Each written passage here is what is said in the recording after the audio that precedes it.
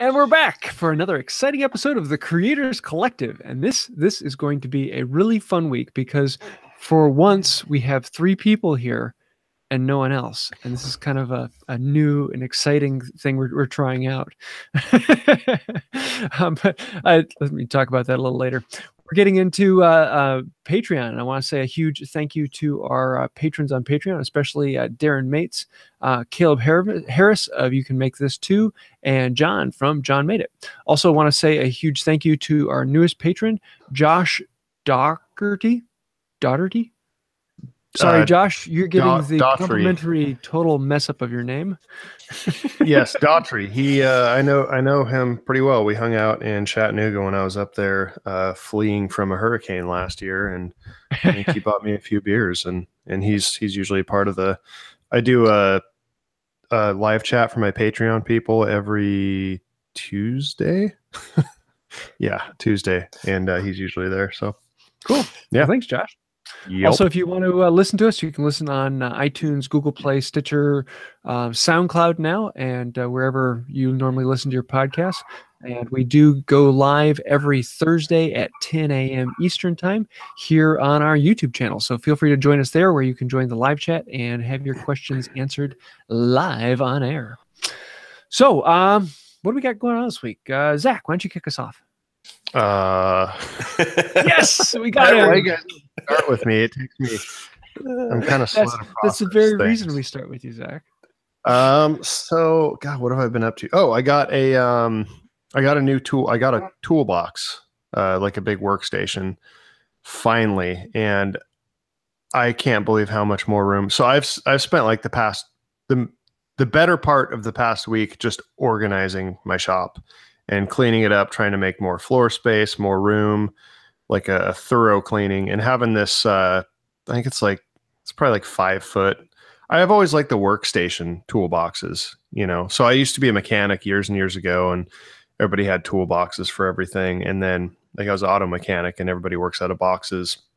And, then I worked at a really high-end bicycle shop when I was going to school in Portland, and all the tools are up on the wall. And I'm like, this is cool. I like this. I can see everything. I know where everything is. It's quick. So I don't know. I think there's a place for both of them. I still have the majority of my my most used tools up on the steel shelf in the back of my shop that I built, or not shelf, but like kind of a pegboard that I welded hangers on years ago. But having a toolbox it's really nice because I originally had a workbench there and the space up because you can't typically stack things that you want to get to.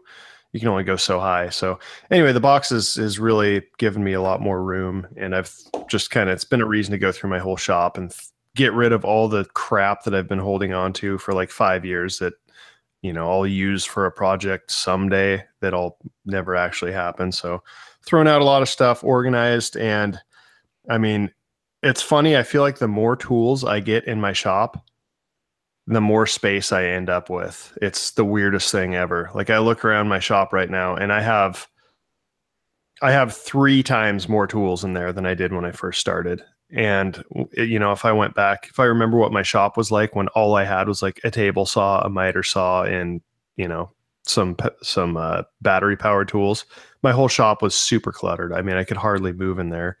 And now I have like huge lathes, drill presses, hydraulic forging presses, grinder state. Like I have an industrial shop in this tiny garage, and I still have a ton of room. I don't know how. It's really weird. I mean, I guess when you have no option to make things work, it's amazing what you can get away with. So I still have, like yesterday, I was staying in my shop. I can't believe this is my shop. I have so many tools. I have more tools than I've ever had in here before, and I have more room than I've ever had. So that's been kind of what I've been up to the past few days. I need you to come to my shop. I just have stuff everywhere. And like my cabinets, like I start with them organized, and then I just in the middle of a project, I'll just like cram them back into the cabinet, totally disorganized, and come to my shop. I can't believe how much like of a better mood I am in when my shop is organized. Like it's just the whole experience of working is so much more relaxing and so much more calm. And I don't know. I mean, there's probably some science and psychological benefits that don't get enough credit to working in an organized shop. And what's weird is, so lately it's the heat index here has been like 104 degrees every day, just super humid and disgusting. And I finally got all this free space in my shop. Like I have a nice open area. I know all my tools have a place, and it's just been really nice. And yesterday was like the hottest day, one of the hottest days of the year. And I came in, I'm like, wow, it was nice and cool out there today. And I looked and I'm like, what? Like it just felt like having that space and having the fans going and stuff. It just made it feel like the organization. I feel like there's some weird negative synergy effect between like a cramped, cluttered space and temperature. Like it seems like they both make each other worse.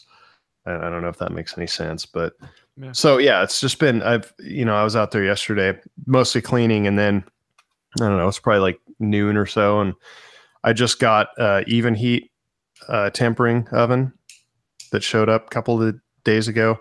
So I thought yesterday, I'm like, maybe I'll try my hand at like some stock removal just so that I can, get a better idea of the process. So I drew this out, cut it out yesterday, and I just finished the second tempering cycle at like 8 p.m. yesterday. And I think today I'm going to try and throw some Paduke scales on there.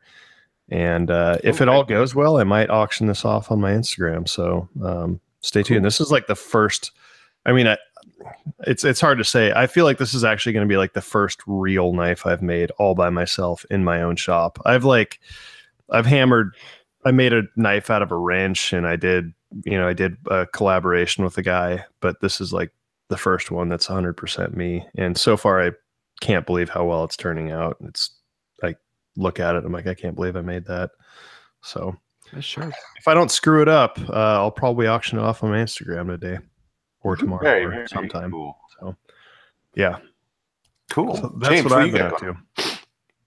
Well, I did I've been finally back in the shop. The last 3 weeks, I've basically been gone either out in Michigan for Midwest, or 2 of the weeks I've been helping out at a local camp.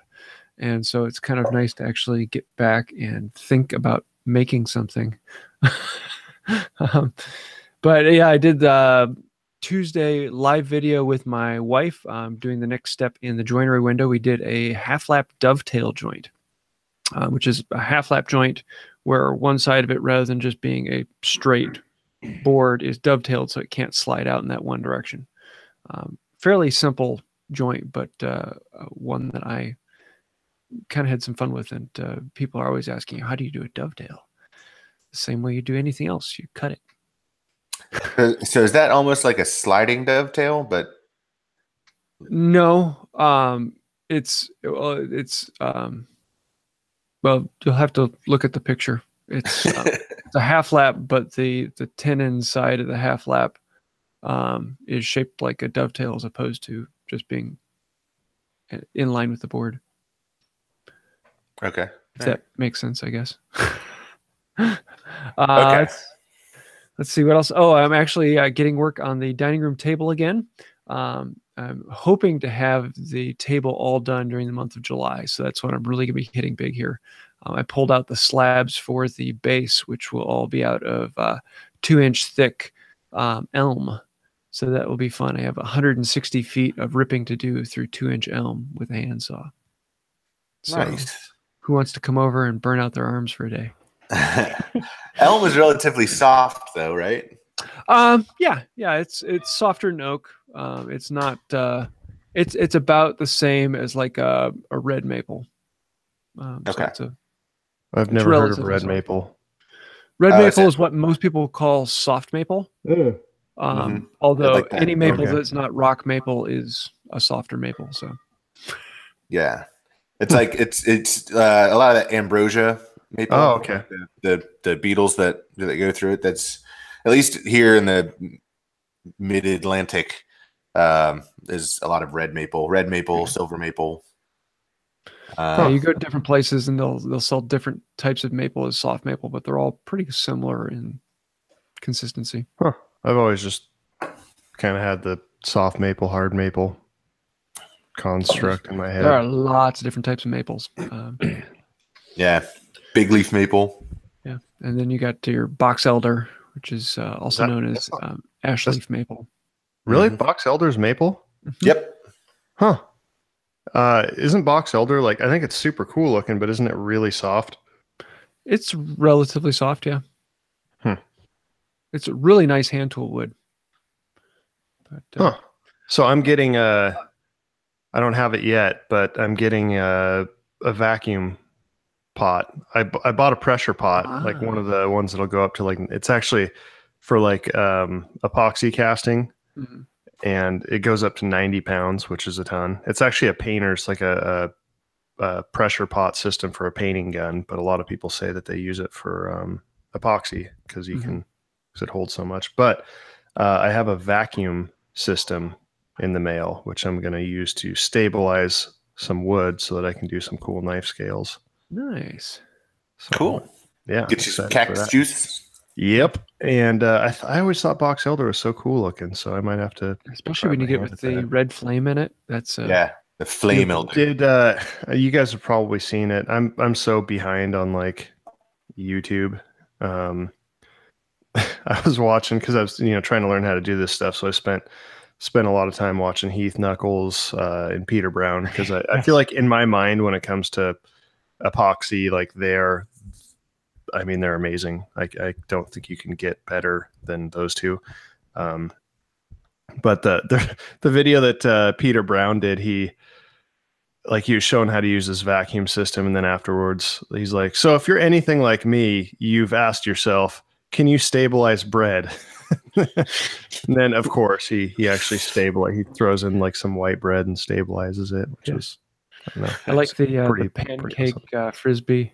Yeah, I haven't seen that yet. I need to just watch his stuff because it's so entertaining. I don't know. I've said it before. I don't really watch a whole lot of YouTube because it just overwhelms me. I have it's too much. It's information overload, and it just takes me away from doing my own stuff. But Peter Brown's stuff is just so entertaining. I don't know. I don't know why. It's just he's such a nice guy too. Yeah. He's one of the good ones. We should have him on someday. We should. Yeah, we should. Yeah. I can message him after the show. Yeah. See if he has to come on. Well, the other thing I've got.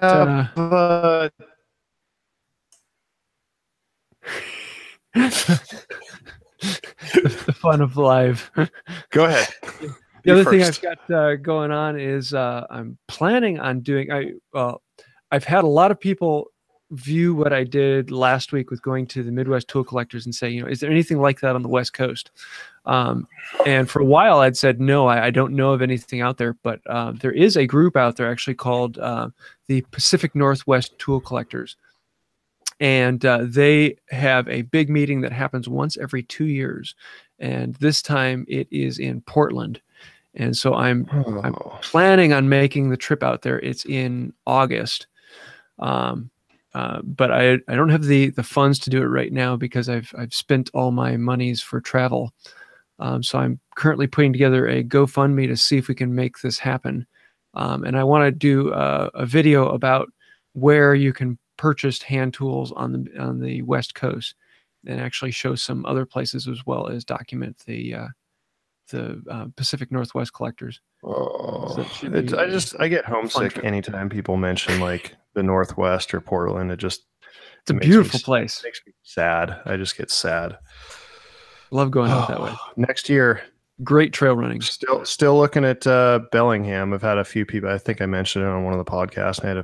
I had a couple people from the area reach out to me. Somebody that actually lives in Bellingham, and so yeah, we're checking with real estate agents and seeing what we can get approved for and that sort of thing. So cool. Hopefully next year.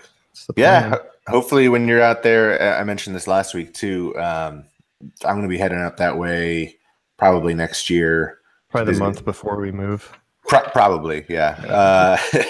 To go out to Grizzly HQ and check that out because that's where they're based. Cool. Yeah. So what you got going on, Will? What was I going to say when we had that weird awkward silence and we were both waiting for the other person to talk? I can't remember. I don't know why you guys would know what I was going to say. No, so let's see. What do I have going on? I just got the contract for Workbench Con next February. I'll be speaking with Rick Lefevre of Woodwork Life on basically a Film School Friday live event where we're kind of doing a photo 102 or 101 and 201 live thing. So that's exciting. I'm finally buttoning up this walnut twin pedestal dining table. I have both pedestals turned. I've got the trestles, the trestle made. I've got the top sanded, rough sanded, and I'm installing the breadboard ends, which I just posted that to my Instagram last night. I'm doing it, hybrid woodworking style. It would have been nice if I had a Festool domino to install these breadboards. That would be the quick way, but I don't. So I'm going kind of old school with the hunched mortise and tenons that go, the multiple mortise, multiple tenons that go across the width of the table. So I'm fitting those. It's kind of stressful. James, have you ever done one of those breadboard ends on a big dining table? The largest one I've ever done was about 2 foot across. It was on a coffee table. Okay.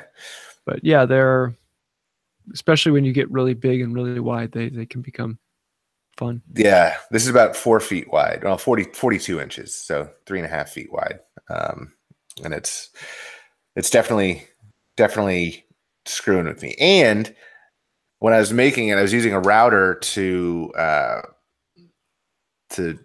make the initial thickness of the tenon, and my Bosch router.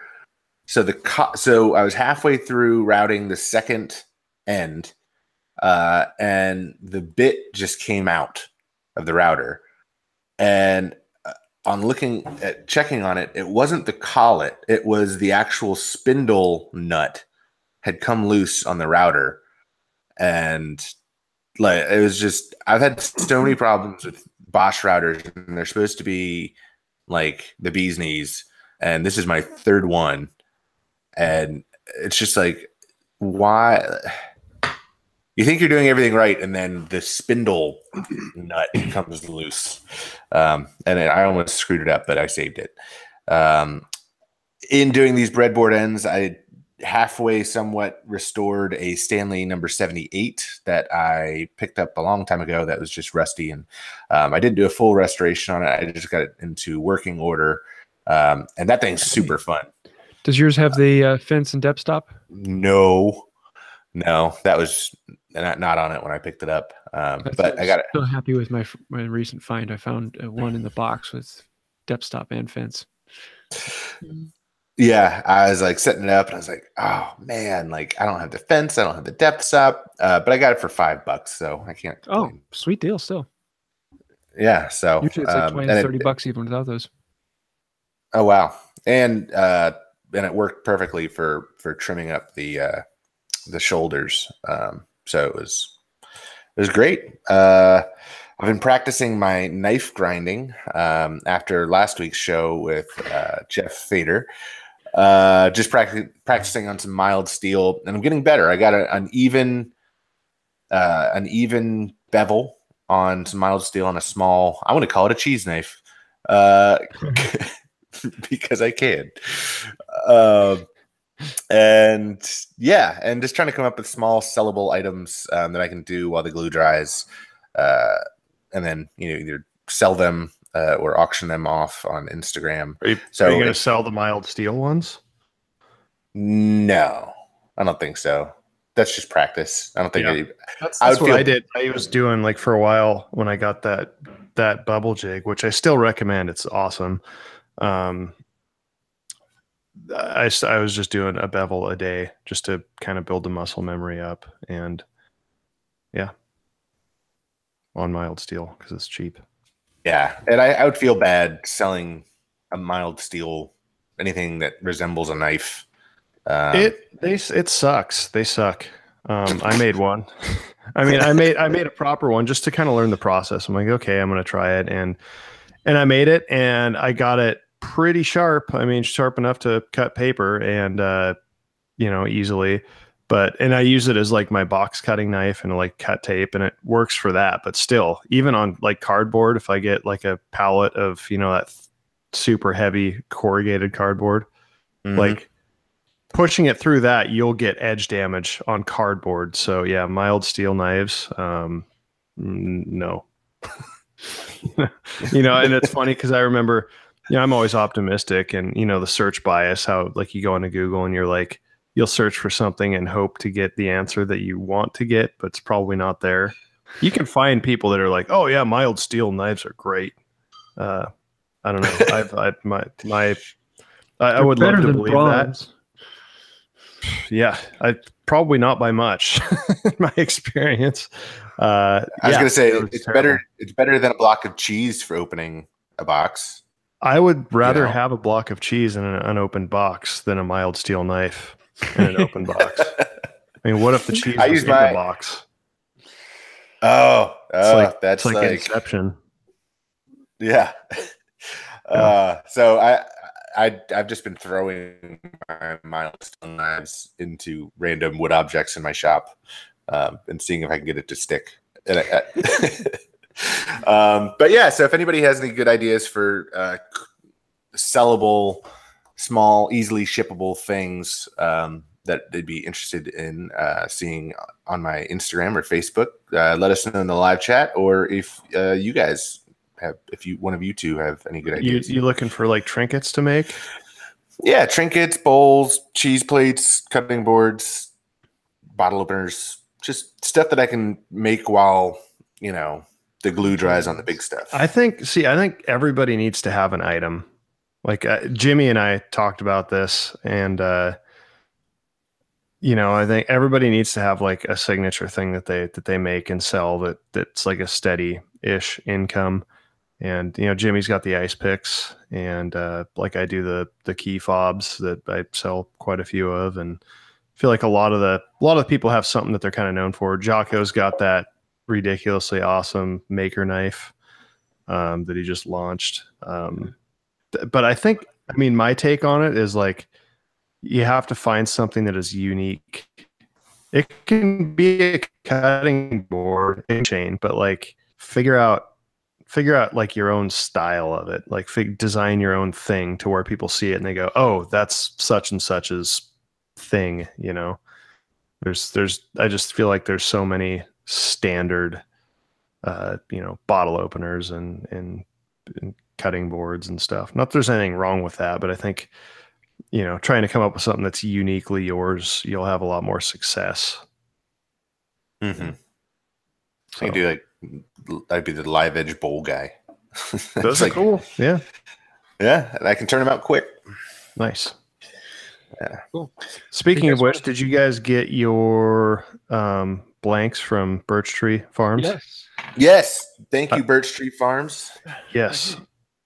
That looks exactly like mine. Identical.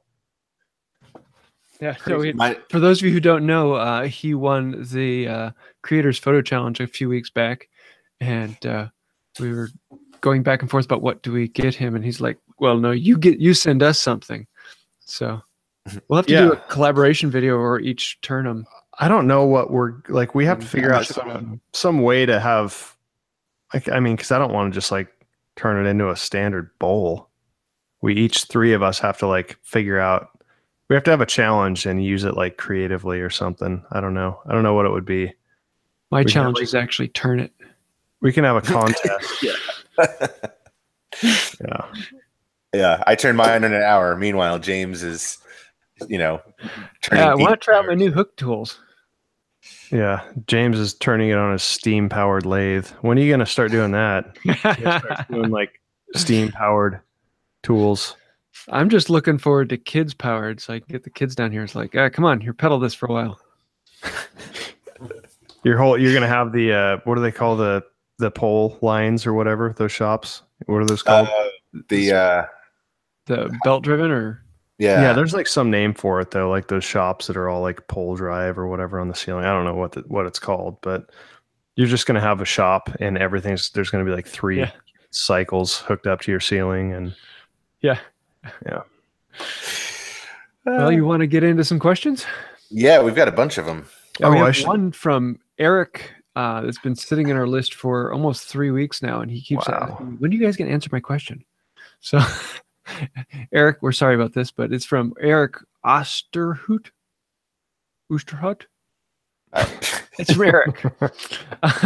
Are there any tips you have for working with live oak when it's dry? I have some planers and hand planes, and I'm really concerned that there will be some crazy tear out. Also, since it's some pretty dense stuff running at 2700 on the Janka hardness scale, it will most likely be tough on my blades. Either of you worked with live oak? I have not. In what context? Sorry, I was trying to fill out my who I'm following for the week, and I missed I missed like the proposition part of that question. Have you ever worked with live oak? He's worried about crazy grain and tear out. It's about 2700 on the Janka scale. Any tips?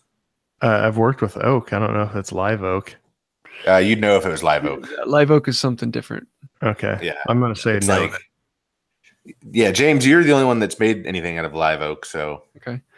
Yeah, live oak is a really tough substance. It's actually the lumber that was used on old Ironsides, the boat that was renowned for cannonballs bouncing off it because it was made of live oak. Wow. And many ships have been made of light oak. It's a very good for boat building because the grain is so twisted and gnarled. It shapes well into weird and odd, unusual shapes. But once it's dry, it is incredibly hard. And doing it with hand tools is a pain.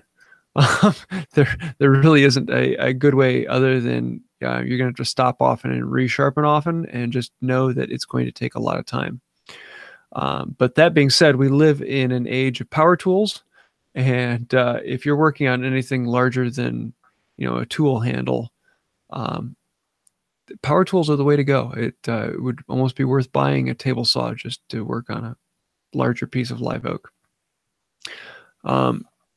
Tips and tricks, really not that much other than you have to take thin shavings.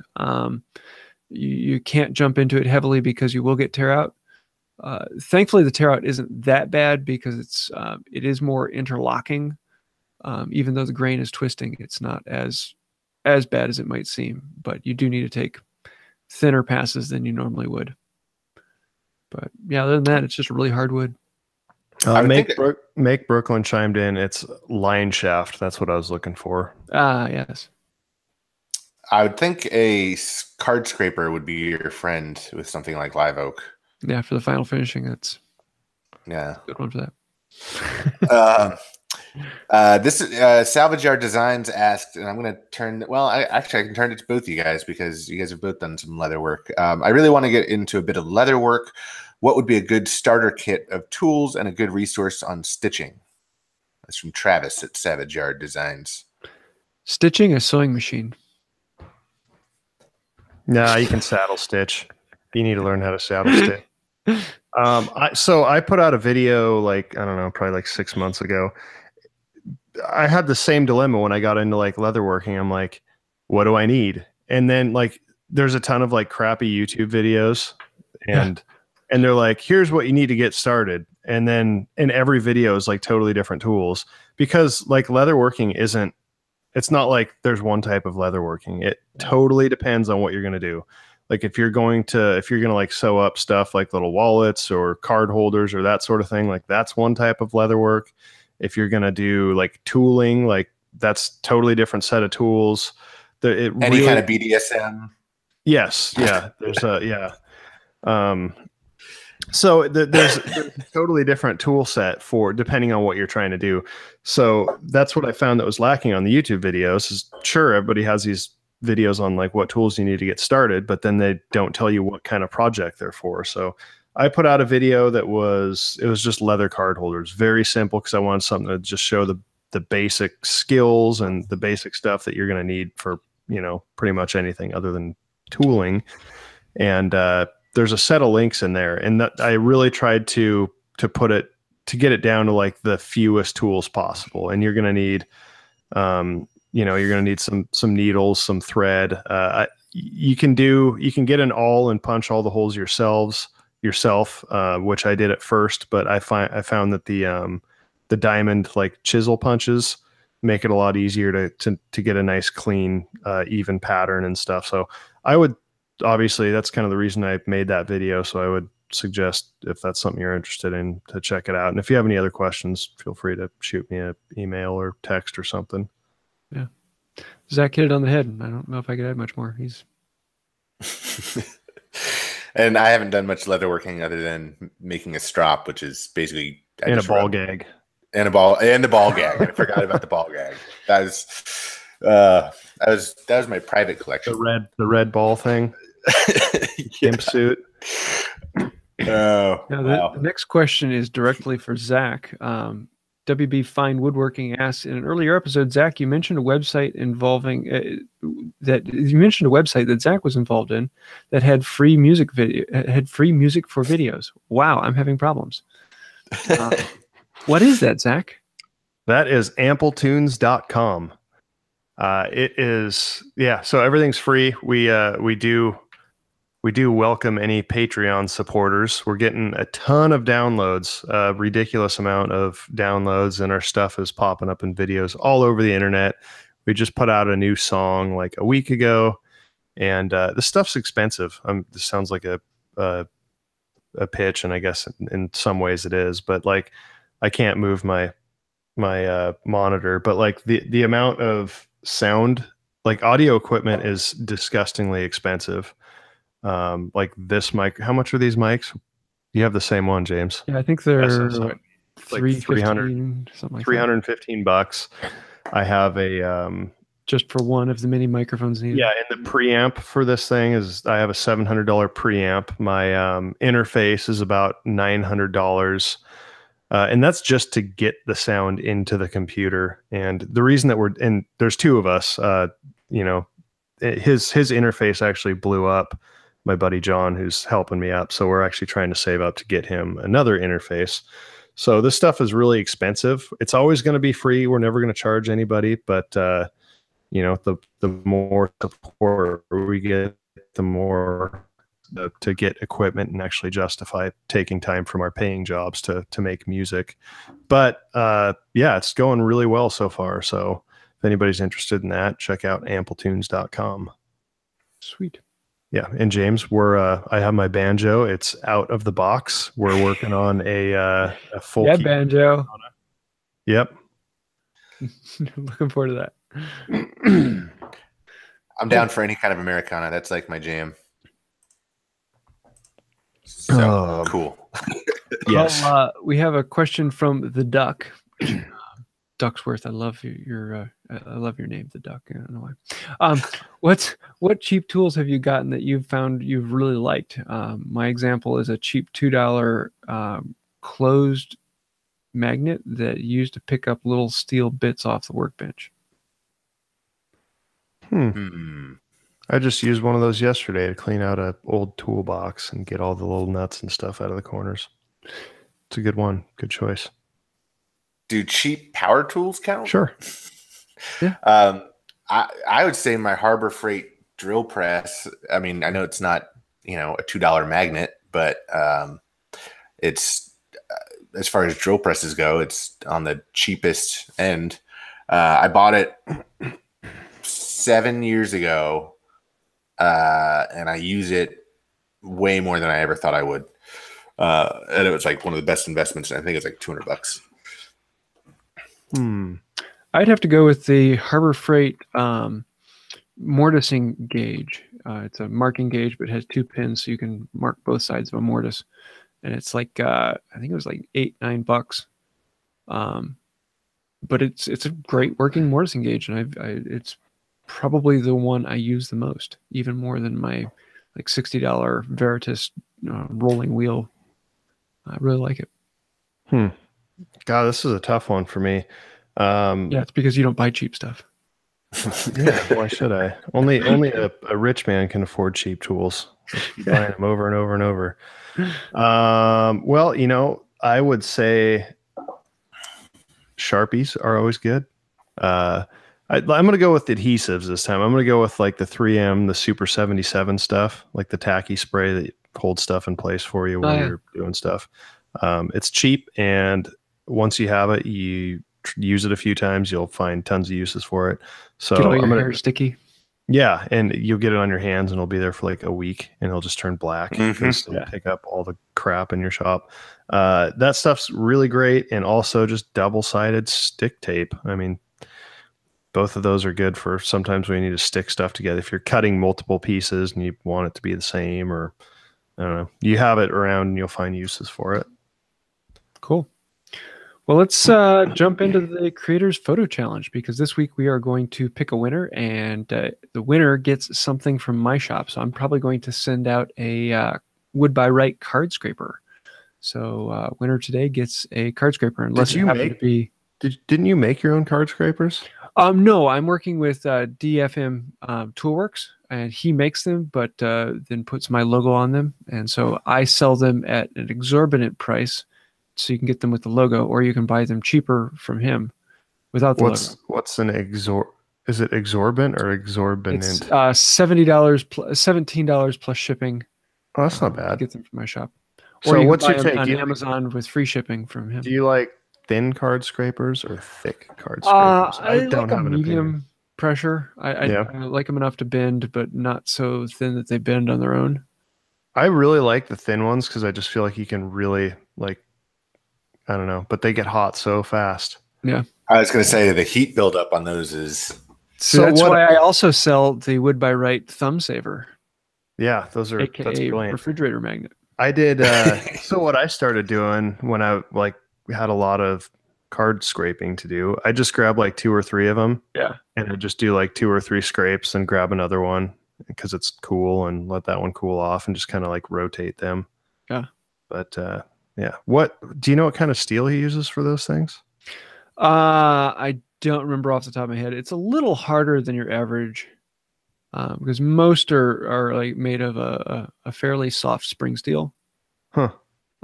But it's a slightly harder than your normal card scraper, which I like because I use a carbide rod for burnishing them. But you just have to make sure you have a good hard steel rod to burnish them. Yeah, a burnisher that's harder than the steel that you're trying to burnish. Yeah, for a long time I actually used the side of a file. I used a file with a safe edge, and that worked really well. So, well, cool. For the challenge, Will, why don't you tell us who you picked? Yeah, so the Creators Photo Challenge, for anybody out there listening, we do a bi-weekly photo challenge. Is it bi-weekly or semi-weekly? I think bi-weekly, which is kind of weird because I think that's correct, but bi-weekly sounds like something that would happen twice a week, but it actually means every 2 weeks. So every 2 weeks, we give our listeners 2 weeks. So we have a theme for the challenge, and then we encourage people to get out in their shops and take photos, try to up their photo game in their shop, make Instagram a better place for everyone. And last week's theme, or last challenge, was texture. And my 2 favorites were the woodworking geologist. It looked like he was in the Northwest, and he photographed an old growth pine, and it was like perfectly straight, and the texture on the bark was really, really, really nice. It was just a really beautifully composed photograph. So check that out. James just put it in the live chat. And then my second was Jay Builder of Instagram. and that one was it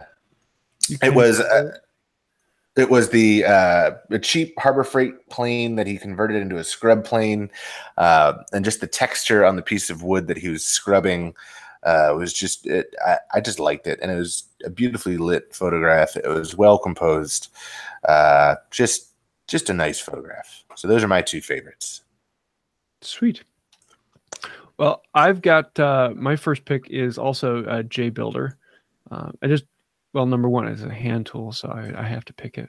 But there's something about the texture of a recently scrubbed plane board that is it's almost warm, which is kind of weird because it's like from the roughest, hardest plane in your book, but it's a very inviting texture. I don't know, just me. Number two, I'd have to go with Fernib Creations.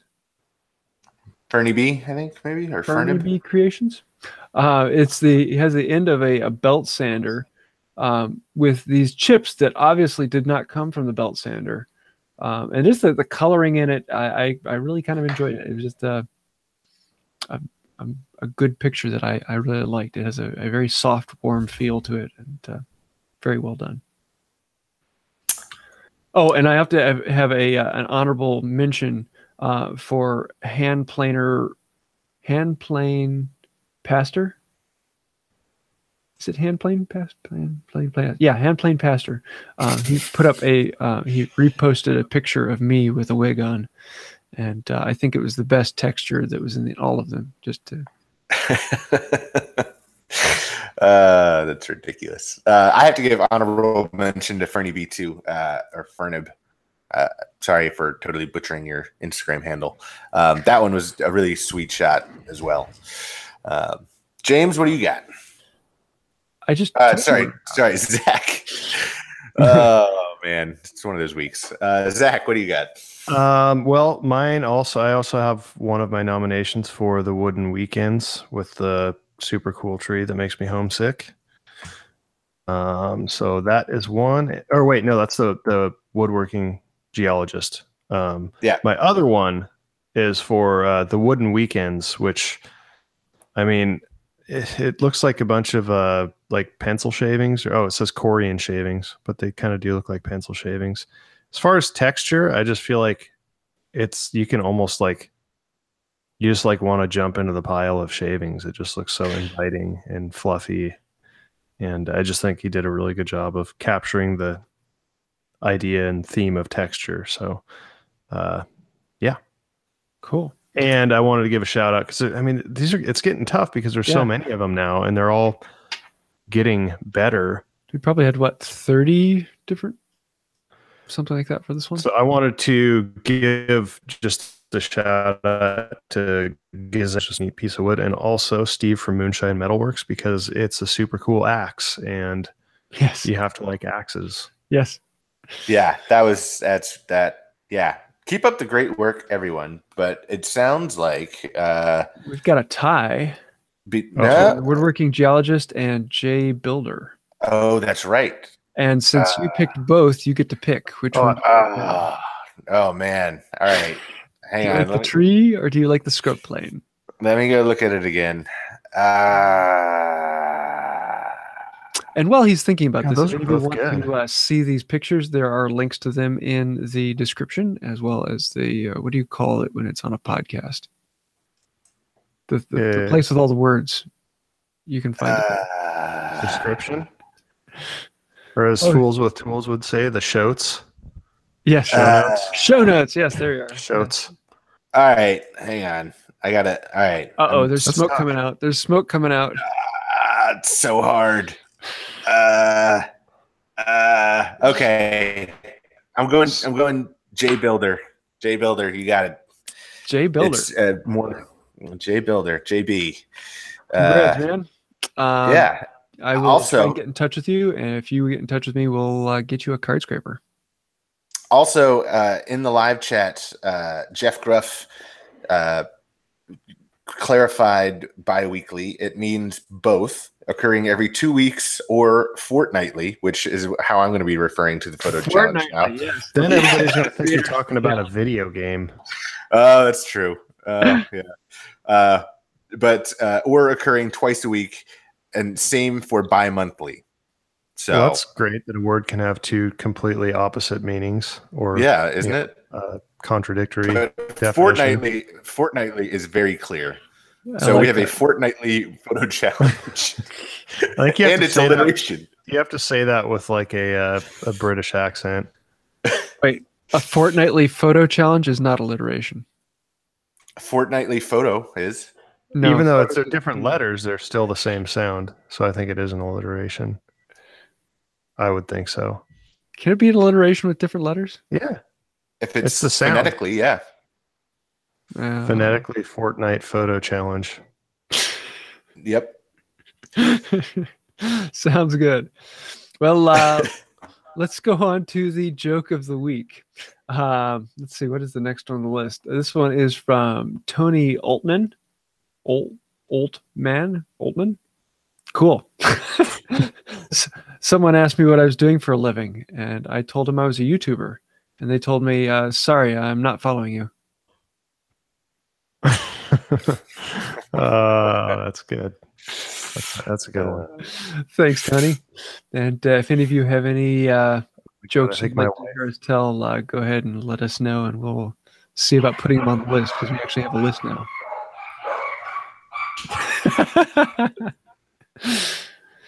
Well, let's talk about what we're watching, reading, and inspirating us. Inspirating, huh? Will, what you got? I thought this was pretty cool. Popular Woodworking just put out a video on dominant eye in woodworking. So it was a quick, short video about figuring out which eye is your dominant eye. Just like in marksmanship, you have a dominant eye. And the way to figure out which eye you are dominant in is to point at something far away and then close one eye and then close the other eye and see pointing at the thing that you were pointing at. And so I figured out that I am right eye dominant. Nice. How is that going to improve your woodworking? For chisel work and things like that, if you're sighting down, trying to keep straight, like keep your mortises straight or anything like that. That's why I just have a laser pointer on my chisels. You don't have to worry about it. Laser guided, Bluetooth enabled chisels. Yeah, exactly. So James, I just saw you try it. Are you right? Continental chisel. Yeah, I'm right eye. Chisel. All right, Zach, now you need to try the pointing thing.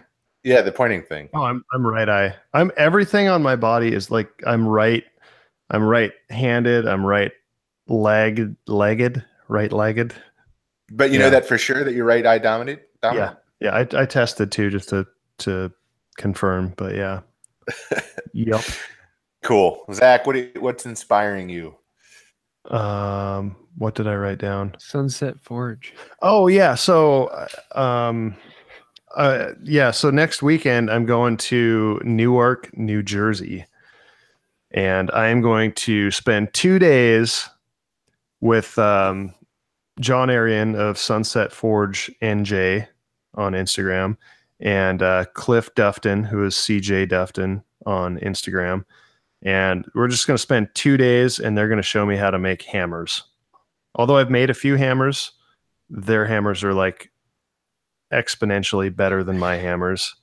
And the ones I've made are really small, and you know they're cool, but they're not.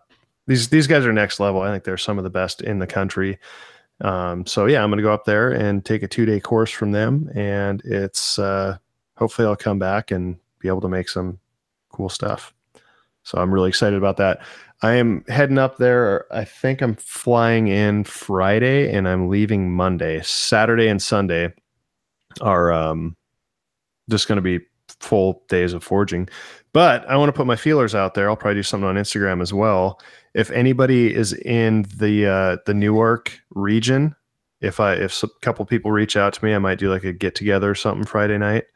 And I think I don't know the area very well, but I think I'm going to be staying in like the Pompton Plains area. but I think that's relatively close to Newark. So I don't know if anybody's in the area and wants to hang out, let me know and I'll see if we can set something up. Sweet. Very cool. Are you going to take any video of your No. trip? What? None. Why? Nope. I might do some Instagram. I'll probably do a lot of Instagram because you know what? Like, so I'm paying for this class, and I want to get as much knowledge out of this class as I can. And if I thought about it, I'd like to, but I have 2 days to learn as much as possible. So I don't want to spend my time setting up the camera and, trying to get good shots and documenting. I want to spend as much time working as possible. So my Instagram feed will probably be jam packed full of cool stuff. And I'm sure I'll interview those guys and, that sort of stuff. So stay tuned. Follow me on Instagram, ZH Fabrications, which, speaking of which, I'm really close to earning my swipes. I don't even know what that means. So when you hit 10,000 subscribers on Instagram, you can get the swipe up feature and you can provide links. So I can be like, here's a picture of something, swipe up and it'll take you to the video of the build or, wherever you want to send them. So I'm coming up on that. So yeah, I'm really excited. Right. But yeah, anybody in the New Jersey area who is potentially interested in hanging out, let me know. See if we can set something up. Well, I have to go to the video from Smarter Every Day. I don't know if you guys ever watch Smarter Every Day. It's a really well-known YouTube channel that's been around for 10, 12 years. Jeez. But he puts out a video once a month, once every other month or so, and it is usually a mind-blowing, weird thing about physics or nature or really cool stuff. But he did a video on a problem that he's been trying to work on over 3 years, trying to make this one video happen for 3 years. And it wasn't as much about the project itself as about just, things are going to happen. Things are never going to go the way you want them to, but keep plugging at it. And I really resonated with that. And it really kind of made my day. So definitely worth checking out. Smarter Every Day. It's one that when he puts up a video, I watch it as soon as I possibly can. Well, cool. Let's look at our favorite product or tool of the week. Zach, what you got? I am going to go with my new Even Heat kiln. Ooh. It is so cool. I got the one with all the goodies. It's got like a digital touch screen. I think it has like Wi-Fi and stuff. I don't know how to do that yet, but yeah, super easy. I initially thought like, I don't know if I want to spend the extra money and get the super fancy controller on it so that you can set like your ramp up times and stuff, but it's neat. It's really easy. You just set a program in there. Like I use it for the time made, and you just say, okay, heat up to this temperature over this amount of time, however long you want it to heat up to, and then like stop at this time. So you can completely like automate everything. Like you wouldn't have to touch. It's crazy. So yeah, I'm gonna go with that. I put the link in the live chat. If you buy one, tell them Large Marge sent you. Anybody? Cool. Was that Pee Wee Herman? Anybody? No. I remember that because the trucker and Pee Wee Herman looked exactly like my grandmother, and apparently when I was a kid, I thought it was my grandma on TV. So back to reality. What you got, Will? My favorite tool has got to be that Stanley 78. Even though it's not fully complete, it has been pretty awesome in getting these and installed. So I put a link to Amazon just to show you what a 78 is. I don't know if I would buy a new 78, Stanley 78. I'd probably try to find an old one to restore, but I don't know about the quality of the new ones. James, do you have any idea if Stanley's making anything decent right now? I have tried the new ones, but from what I've been told, they're the exact same form. There really isn't much in them that can change, so I don't know why they would be too much different. Okay. So, yeah, put a link in the description to the Stanley 78 in case you don't know what that is. But, James, what's your favorite? I have to go with a Nicholson file holder. Do you guys know what a file holder is? Does it hold? Is it the handle of the file? No, it basically turns a file into a plane. Whoa. And so it's designed to have, well, if you imagine a file that has 2 bolt holes through it, so you can actually attach the file to the bed of a plane. And then it's basically like a compass plane, so you can actually adjust the curvature of the file, and you can put tension into the file and put a slight convex or concave curve into it. And it is fantastic for doing things like shoulders and places where you just want to take off a little bit and really finesse the edge. You get the accuracy of a float or file, but with the functionality of a plane. And it's just a really fun tool. I picked one up at the Midwest Tool Collectors Meet. So that's pretty cool. What about the holes in the file? Are you supposed to drill the holes yourselves or what? Or yourself? No, it comes with specialty files that you put into them. So the file runs like an auto body about file. 15 inches long. Huh. That's cool. Yeah, it's actually a float. The video probably makes it look kind of funky, but they're just semicircle carves. Very, very cool. But yeah, you can get all different types of coarseness and actual files or floats and put them in here. But a Nicholson holder, very fun tool.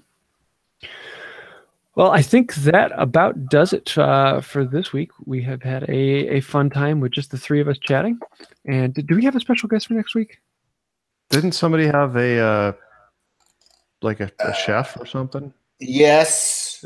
I haven't fully set it up with him yet. We kind of left it open-ended, but stay tuned to our social media, and we will announce if we have a special guest next week or not. Let's put the feelers out there too. So here's what we're considering. It's something that's kind of crossed our mind. There's a lot of great podcasts out there, and making is such a broad thing.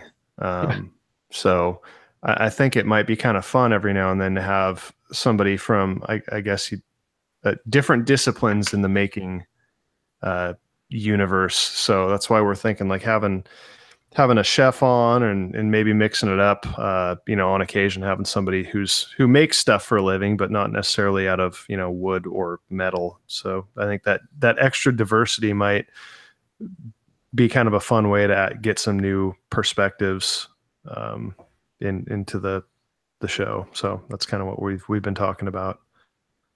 So yeah, curious what you guys think of that. Yeah, let us know. Somebody's going to be like, no, I hate food. I'm not going to tune in. Well, I think it's happened again, and you guys have completely destroyed an entire hour with us. Wow, this is actually a slightly longer one. Well, not as long as last week, but that's okay. I do want to say thank you to our patrons on Patreon. You guys are what have allowed us to keep going. And if you'd like to find out more about that, you can go to patreon.com/Creators Collective. Also, you can come and join us live on our Hangout YouTube every Thursday morning. We would love to have you there. Most of our questions actually come from the live chat, and it's always kind of fun to hang out with these people here. So thank you for those of you who regularly arrive. I think that's about it. Until next time, have a wonderful day. Tell Large Marge sent you.